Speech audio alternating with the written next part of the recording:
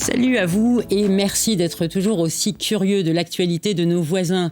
Intanto et Méditerranée, ce soir, zoom au cœur épuisé de la Méditerranée et du Moyen-Orient. Israël, un pays aux limites non stabilisées et militarisées. 10 millions de citoyens israéliens y habitent. Les frontières de la bande de Gaza, où vivent 3 millions de Palestiniens, sont militairement contrôlées par Israël, qui occupe aussi la Cisjordanie et ses 3 millions d'habitants. Un territoire morcelé par les colonies juives, illégal d'un point de vue du droit international. Si Israël fait la une depuis des mois, ce n'est pas dans ce seul contexte du conflit israélo-palestinien, mais pour des raisons propres à son fonctionnement institutionnel. Des manifestations monstres ont agité la rue israélienne dès janvier contre le projet de réforme judiciaire du gouvernement, où les partis d'extrême droite et religieux ont fait leur entrée en importance. Pour ceux qui soutiennent la réforme, la base de l'État d'Israël, c'est l'identité nationale religieuse. Pour ceux qui s'y opposent, c'est la démocratie et les libertés individuelles. Pour tous les observateurs, en tout cas, c'est une crise majeure. Démocratie en péril, sans aucun doute. Mais les Palestiniens, toujours sans État, savent que cette démocratie les laisse en rade depuis des années. Pour en parler, nos deux invités, merci à vous de vous être rendus disponibles. Depuis Paris, en duplex, Jean-Paul Chagnolot, de l'Institut de recherche et d'études sur la Méditerranée et le Moyen-Orient, l'IREMO. À Ajaccio, Vincent Gadini, président de Corsica Palestine. Vous nous expliquerez pourquoi il faut s'intéresser ici à ce sujet et combien il reste difficile de le faire. À tous les deux, Israël a bombardé cette nuit la bande de Gaza. 3 responsables du djihad islamique ont été tués, mais aussi 10 habitants. Votre réaction rapide, Jean-Paul Chagnolot? Malheureusement, ce n'est qu'un épisode de plus dans cette affaire, parce qu'en réalité, tant qu'il n'y aura pas, et on est loin du compte, un règlement politique juste et équilibré, qui implique évidemment l'évacuation des territoires occupés, eh bien, ce genre d'événement aura lieu. Il y aura toujours, pour une raison ou pour une autre, souvent bien les mêmes d'ailleurs, une violence ici, une représaille, et ainsi de suite. Donc on est dans ce schéma-là. On a donc une attaque israélienne, puis il y a eu des mouvements de violence aussi sur Naplouse. Dans une semaine, dans 15 jours, dans un temps indéterminé, on aura exactement le même scénario. Ce qui différencie une scène d'une autre, c'est l'ampleur des morts, qui sont le plus souvent des morts palestiniens. Vincent Gadini, commentaire sur cette dernière attaque israélienne? Moi, je remarque quand même que il y a 4 enfants, 5 femmes, 3 dirigeants palestiniens supposés, bon, certainement beaucoup de blessés aussi, mais les dirigeants d'Israël ne regardent pas qui va mourir ou pas, qui sera assassiné ou pas. Ils sont tous dans la même enseigne, et tout le monde, y compris ces enfants, qui sont même en bas âge, c'est des terroristes pour eux déjà. Alors, pour en revenir à la question de du fonctionnement des institutions israéliennes et sa démocratie, tout est parti de l'arrivée au pouvoir en novembre dernier du dernier gouvernement sorti des urnes des élections législatives. Voilà les 4 visages de 4 de ces ministres. Jean-Paul Chagnolot, je ne sais pas si vous les voyez, si vous les retrouvez. Il y a Benyamin Netanyahou du Likoud, Premier ministre. Yariv Lavin du Likoud aussi, qui mène cette réforme de la justice. Itamar Ben-Gvir à la sécurité nationale. Il est issu du parti sioniste religieux, tout comme Bezalel Smotrich aux finances et à l'administration civile de la Cisjordanie. Est-ce que c'est une surprise et que représentent ces ministres pour vous, Jean-Paul Chagnolot? Écoutez, ça serait un petit peu long de décrire ça en détail, mais enfin, pour aller à l'essentiel, vous avez un bloc de droite ancien, qui est le Likoud, dont le patron est, comme vous l'avez dit à l'instant, Benjamin Netanyahou. C'est un des partis les plus importants depuis la naissance d'Israël. Et c'est un parti qui est à droite et qui penche de plus en plus vers l'extrême droite. Or, c'est un parti qui ne peut pas avoir à lui seul la majorité. Et par conséquent, il est essentiel de trouver des alliés.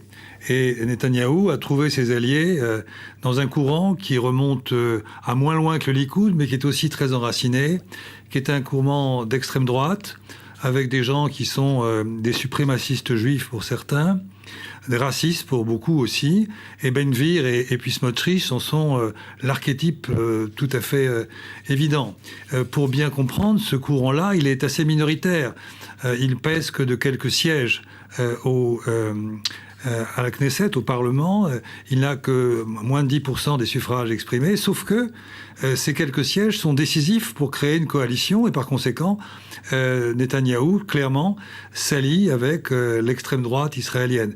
Et quand je dis l'extrême droite, il faut bien comprendre que les gens dont vous avez parlé, là, Smotrich et Ben-Gvir, s'inscrivent dans la ligne idéologique et politique de ceux, par exemple, qui ont assassiné Rabin en 1995, ou encore de Baruch Goldstein, qui a assassiné 29 musulmans en 1994 dans la mosquée d'Hébron. Et donc on est sur une ligne de radicaux extrêmement violents, et au point d'ailleurs que l'un d'entre eux, Ben-Gvir, a clairement voulu organiser une milice pour pouvoir agir de manière plus efficace dans cette conception suprémaciste que je viens d'indiquer. Quant à Smotrich, pour le résumer en une phrase, il y a quelque temps, il était à Paris et il a déclaré qu'il n'y avait pas de peuple palestinien. C'est tout dire. Donc voilà, ce sont des radicaux qui sont dangereux, évidemment d'abord pour les Palestiniens, mais quelque part aussi dangereux pour Israël. Leur projet de réforme de la Cour suprême, en tout cas, a mis le feu aux poudres au mois de janvier. La réforme est suspendue aujourd'hui, mais la Cour suprême assure en Israël la séparation des pouvoirs. Le journaliste Stéphane Amar, dans un extrait d'un reportage diffusé le 18 février dernier par Méditerranée, va nous expliquer pourquoi. On regarde ce sujet. Au cœur de Jérusalem, dans les quartiers des ministères et de la Knesset, voici la Cour suprême. Une institution prestigieuse que les Israéliens visitent avec déférence.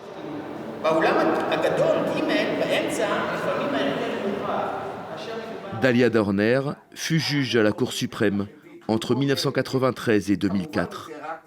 Selon elle, elle est indispensable à l'équilibre des pouvoirs en Israël.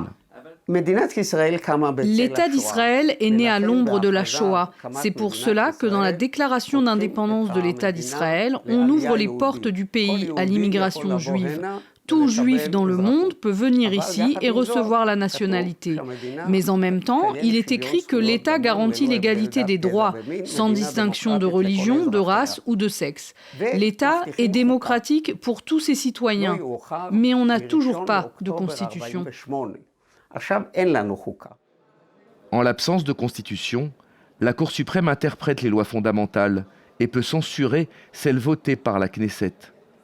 Dans un pays dirigé par la droite depuis 20 ans, elle s'est souvent opposée au gouvernement en place. Dalia Dorner reconnaît pencher en faveur des minorités sexuelles ou ethniques, mais elle se défend de toute partialité. Mon idéologie, c'est la loi. Maintenant, bien sûr, j'interprète la loi, c'est mon rôle. Et je le fais suivant le principe des valeurs d'un État démocratique.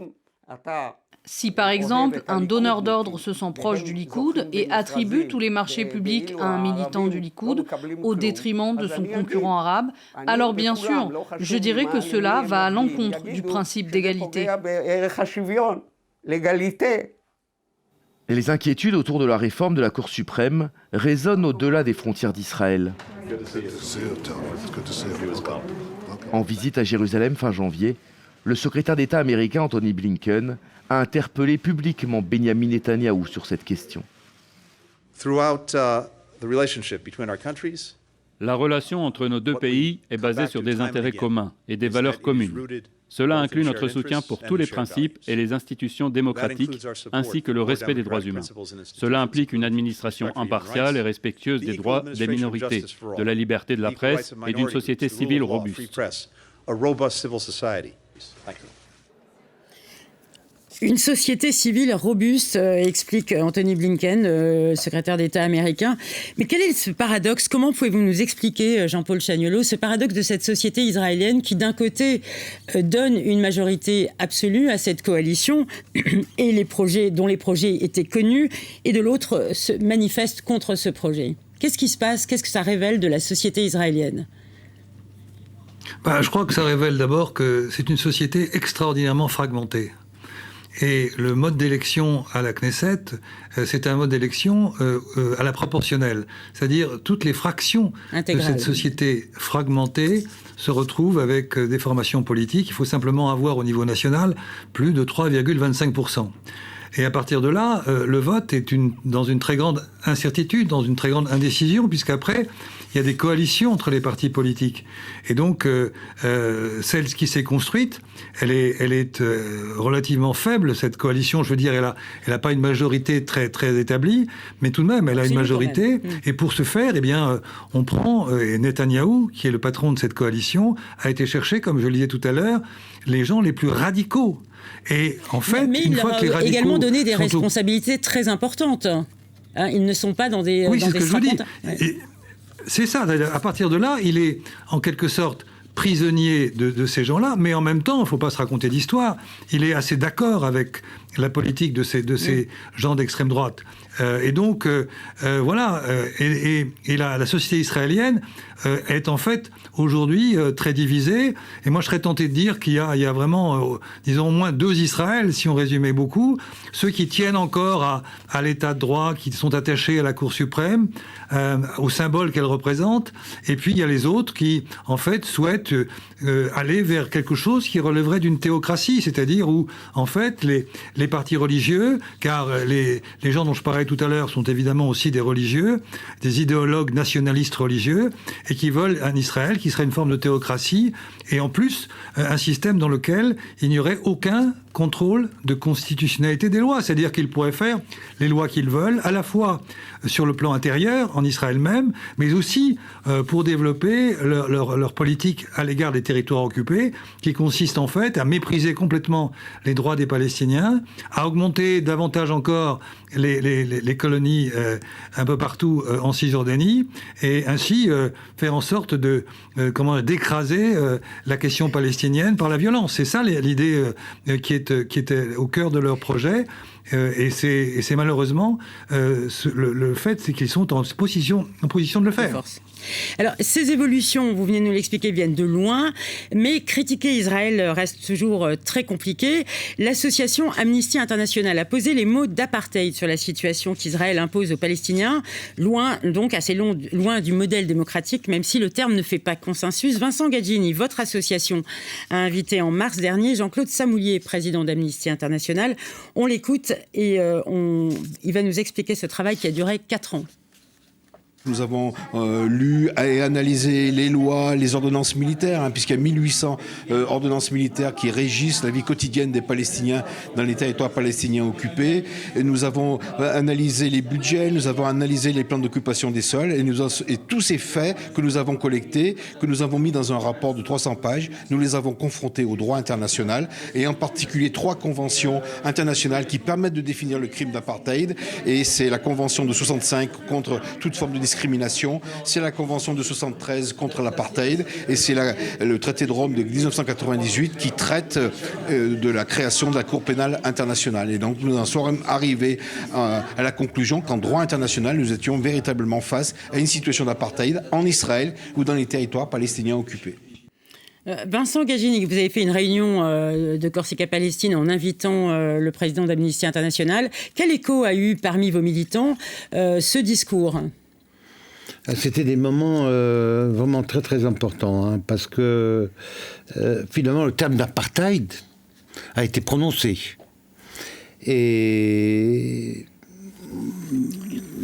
c'est tout neuf, c'est tout nouveau par rapport à Israël. Et nos militants qui ont la pratique donc des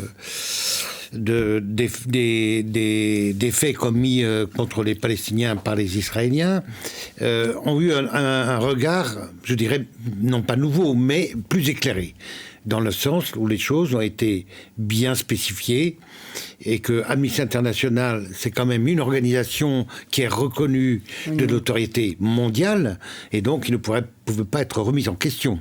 Est-ce que vous pensez que c'est un outil pour essayer de mieux expliquer la situation d'Israël et de la Palestine?